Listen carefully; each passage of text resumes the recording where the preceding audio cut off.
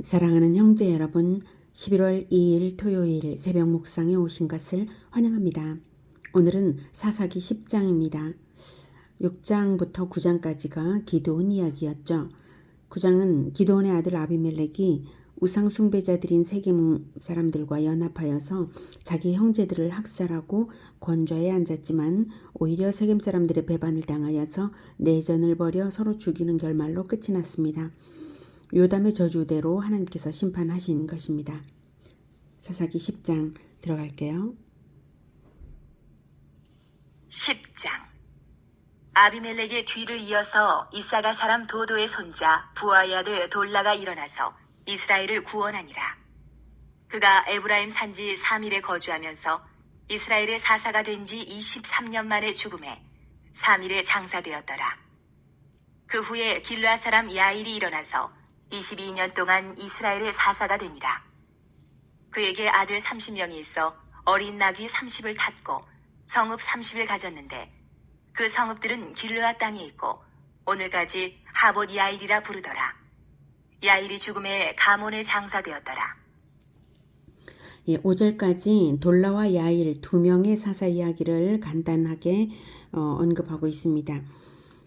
아마도 이 두 명의 사사가 다스리던 시절은 비교적 평안했던 것 같아요. 돌라가 1절에 보면 이스라엘을 구원했다라고 하는 말은 하지만 어디선가 이 민족이 침략해 들어오긴 하니까 구원했다라고 하는 거겠죠. 그런데 그게 어느 이민족인지 언급조차 안 나는 것을 보면 비중이 작은 그러한 일이었던 거죠.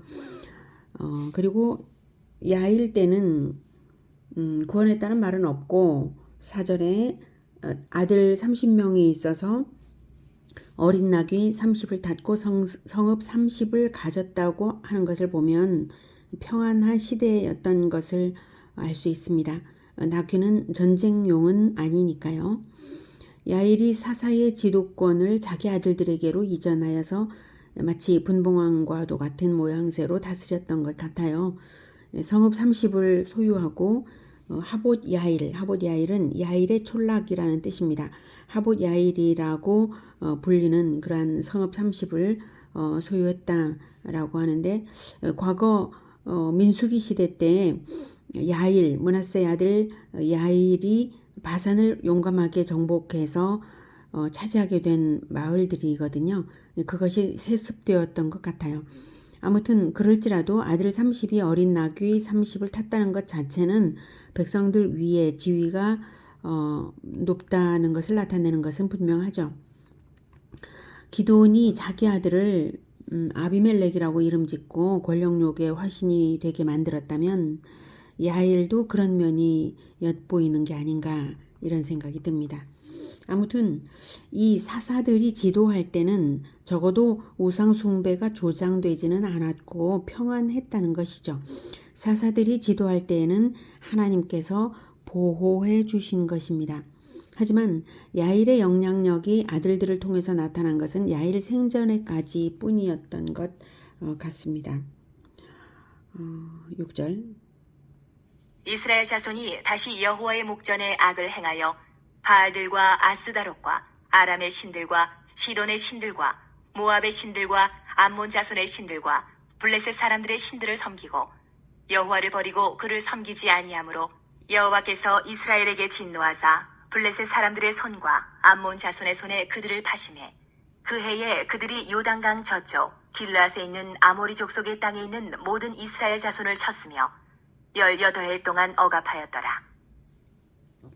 네, 이스라엘은 사사가 죽은 이후에는 다시 우상 숭배로 돌아가고 말았습니다. 그래서 하나님께서도 보호의 손길을 거두십니다. 암몬의 신을 섬기니 암몬의 신이 보호를 하냐? 오히려 암몬이 너희들을 괴롭히는 것을 봐라. 이런 뜻으로 하나님께서는 이스라엘이 그들에게 고통을 당하도록 그대로 내버려 두십니다. 사사시대의 악순환이 계속 반복되고 있는 것입니다. 사사시대는 하나님의 언약 백성인 이스라엘이 율법을 지키지 않고 하나님의 명령을 지키지 않고 우상 숭배를 하여서 타락을 하면 하나님께서 징계로서 내버려 두시고, 그러면 왜 이민족의 침략을 당해서 백성이 부르짖게 되고요. 그러면 하나님께서 사사를 통해서 구원하시고, 그래서 구원하신 다음에는 다시 하나님께 남아서 우상숭배를 다시 하지 않고 그 평화를 유지하면 좋았겠는데, 그러지 않고 다시 나태와 망각으로 재타락했다는 사실입니다. 그렇게 하면 하나님께서 징계하시고, 그 다음 이민족의 침략을 당해 부르짖게 되고, 사사를 통한 구원을 하시고 또 재타락을 하는 이러한 패턴이 계속 반복되고 있는 것입니다. 과거의 패배로부터 전혀 배우지 못하고 동일한 실패를 거듭하는 것, 이것이 가장 어리석은 것이죠. 인간이 얼마나 본래 죄인인지를 이 이스라엘의 이러한 행태를 보면 깨닫게 됩니다. 이렇게 앞으로도 계속된다면 이스라엘의 행태를 볼 때 구원의 여망은 전혀 없습니다. 오직 하나님께서 은혜로 진정한 지도자를 세우실 때만, 그리고 그 지도자가 구원한 백성들이 우상 숭배를 도말하고 하나님의 은혜를 잊지 않고 신앙을 온전히 붙잡아 제자화를 하면서 대를 이어야만 소망이 있는 것입니다. 하나님의 은혜를 잊지 말아야 진정 하나님께서 명령하신 그 복음화 제자화를 포기하지 않고 계속 갈 수 있거든요. 제자화를 해야만 대를 이어서 소망이 있는 것입니다. 사명을 잊어버리고 은혜를 잊어버리면 다시 이렇게 악한 악순환의 패턴 그 속으로 들어가는 것이죠. 진정한 왕의 등장과 백성의 각성과 제자화, 이것이 이루어질까요? 9절. 암몬 자손이 또 요단을 건너서 유다와 베냐민과 에브라임 족속과 싸움으로 이스라엘의 곤고가 심하였더라. 이스라엘 자손이 여호와께 부르짖어 이르되 우리가 우리 하나님을 버리고 바알들을 섬김으로 주께 범죄하였나이다 하니 백성의 자발적인 회개가 있었네요. 이스라엘의 곤고가 얼마나 심하였으면 백성들이 자발적으로 회개를 했을까 싶습니다. 이런 부분을 읽을 때에 우리는 지혜를 얻어야 합니다. 인생의 평안이 사라지고 곤고함이 닥쳤다면 분명히 나의 삶에 우상숭배적인 어떤 요소가 있었다는 것을 깨닫고 신속하게 회개해야 한다는 사실입니다. 목석 앞에 절해야만 우상숭배인 것이 아니라, 성경은 무엇이 우상숭배냐면 바로 탐심이 우상숭배라는 것을 가르치고 있습니다. 물질에 대한 탐심만 탐심인 것은 아니죠. 사람들을 지배하고자 하는 그러한 욕심, 권력욕, 명예욕, 이런 것도 다 탐심이죠. 무언가 하나님보다 더 사랑하는 어떤 것이 있다면 그것이 바로 우상인 것입니다. 우리 삶의 평안이 사라질 기미가 보일 때 신속하게 자기 삶을 점검하고 하나님께 빠르게 돌아오는 것이 지혜입니다. 고통을 반복해서 당할 것이 무엇입니까? 바로 이스라엘은 그러한 어리석음이 계속 반복되고 있었는데, 지금은 백성들이 자발적으로 회개를 하고 있었다는 사실이 특별합니다. 11절. 여호와께서 이스라엘 자손에게 이르시되 내가 애굽 사람과 아모리 사람과 암몬 자손과 블레셋 사람에게서 너희를 구원하지 아니하였느냐? 또 시돈 사람과 아말렉 사람과 마온 사람이 너희를 압제할 때에 너희가 내게 부르짖음으로 내가 너희를 그들의 손에서 구원하였거늘 너희가 나를 버리고 다른 신들을 섬기니 그러므로 내가 다시는 너희를 구원하지 아니하리라. 가서 너희가 택한 신들에게 부르짖어 너희의 환난 때에 그들이 너희를 구원하게 하라 하신지라. 네, 여호와의 대답은 아마도 대제사장을 통하여서 전달된 말씀일 거예요. 그동안 여호와의 구원이 숱하게 많았고, 그럼에도 불구하고 깨닫지 못하는 이스라엘의 어리석음을 다시 확인시키십니다. 그런데 그러므로 13절에 그러므로 내가 다시는 너희를 구원하지 아니하리라, 이 부분이 참 가슴에 와 박히죠. 여호와께서 내버려 두시겠다. 내버려 두시는 것이 바로 심판입니다. 너희를 구원하지 아니하리라. 실로 인간에게 구원자가 없다는 것, 인간 마음대로 죄를 짓는 것을 하나님이 내버려 두시는 것, 그것이 바로 심판인 것입니다. 그러한 인간들에게는 결코 평안이 없고 스스로 해결할 수 없는 환난 가운데서 아무에게도 의지하지 못하는 형편이 되는 것입니다. 그것이 지옥이죠. 15절. 이스라엘 자손이 여호와께 여쭈되 우리가 범죄하였사오니 주께서 보시기에 좋은 대로 우리에게 행하시려니와 오직 주께 구하옵나니 오늘 우리를 건져내옵소서. 하고 자기 가운데에서 이방 신들을 제하여 버리고 여호와를 섬김에 여호와께서 이스라엘의 곤고로 말미암아 마음에 근심하시니라. 네, 이렇게 참으로 다행이죠. 이스라엘이 회개를 했다는 사실이고요. 회개가 하나님의 징벌을 받아들이는 태도까지 있었어요. 우리가 범죄하였사오니 주께서 보시기에 좋은 대로 우리에게 행하시려니와 이렇게 벌을 받아도 싸다는 것을 인정하면서 기도하고 자기 가운데에서 이방신들을 제하여 버렸습니다. 이스라엘이. 그러면서 여호와를 섬기는 실천까지 나타났습니다. 그래서 여호와께서 이스라엘의 곤고로 말미암아 마음에 근심하셨다는 것은 참지 못하다라는 뜻입니다.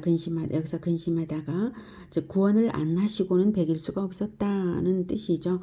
실천적인 회개는 하나님을 움직이게 만드는 것입니다. 17절.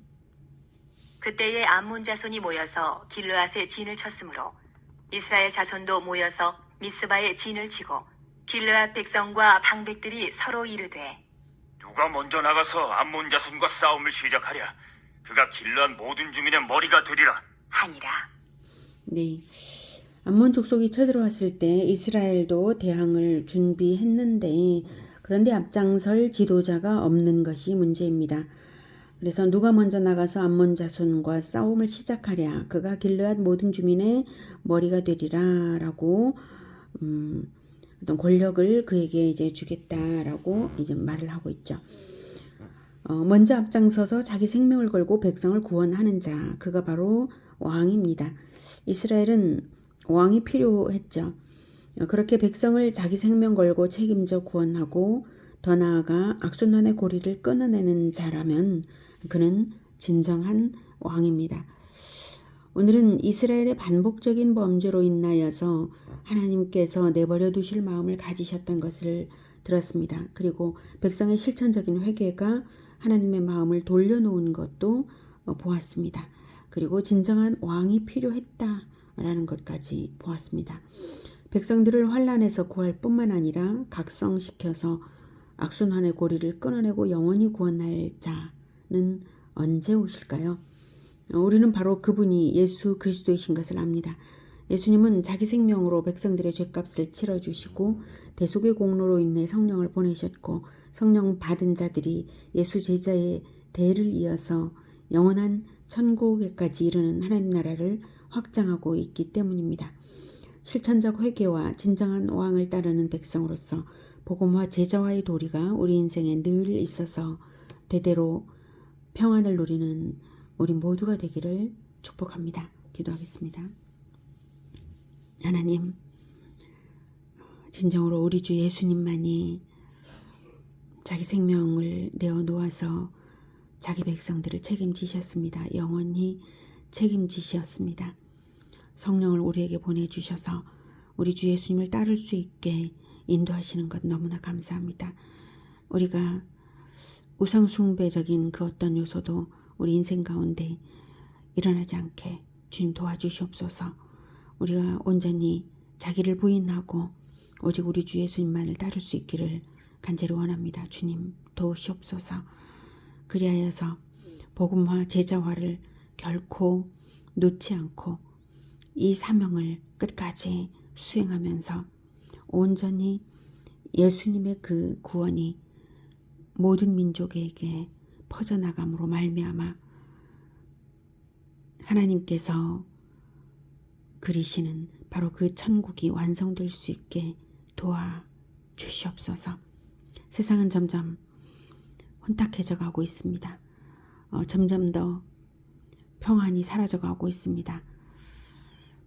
전쟁이 위기가 아니 이미 전쟁이 시작되었고 또 세계대전으로까지도 번져나가지 않는가 염려를 할 정도로 세상은 그렇게 되어가고 있음에도 불구하고 세상은 거룩해져 가려는 그러한 회개는 없습니다. 주님, 오직 복음화만이, 제자화만이 거룩한 회개로 이끌 것입니다. 우리를 복음화 제자화의 사명자로 굳건하게 세워주시며 힘주시며 인도하여 주시옵소서. 우리가 진정 왕의 도리를 다하는 그러한 천국 건설자들로 나서겠습니다. 주님, 오늘 하루도 주님의 뜻을 따라 살아가는 우리 예수제자교회를 안전하고 건강하고 평안하고 형통하도록 지키시며 주의 뜻을 이루어 주시옵소서. 내일 주일을 맞아 예배를 준비하는 모든 자들 되게 하시고 하나님께 온전히 자기 삶을 올려드리는 자들 되게 도우시옵소서. 예수 그리스도 이름으로 기도드립니다. 아멘. 이어서 개인 기도 하시겠습니다.